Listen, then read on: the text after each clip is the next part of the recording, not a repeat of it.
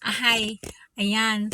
Eto po, ako ay papunta pa lang sa 60th birthday party. Pero dahil nga po meron akong portable business, hindi ko po basta maiiwanan ang aking business, dala-dala ko siya.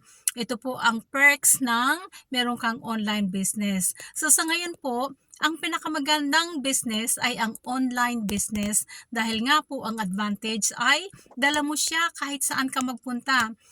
Kung halimbawa po nagta-travel din kayo sa iba't ibang bansa o kahit na po sa inyong lugar, mag-pick up kayo ng mga anak nyo, susundo sa school, maghahatid sundo, ganyan, magsha-shopping.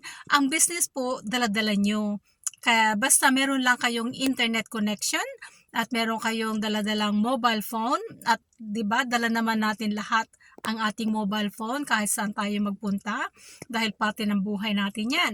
So, yun nga po, ang kagandahan ng ating business, online business, dala nyo siya kahit saan. Kaya tuloy-tuloy ang transactions. Ayan. So kung gusto nyo malaman kung anong business itong aking ginagamit, na wala po talagang hinto, ay mag-message lang po kayo sa akin at wholeheartedly isi-share ko sa inyo ang magandang business. So mag-message lang po kayo. I'm waiting.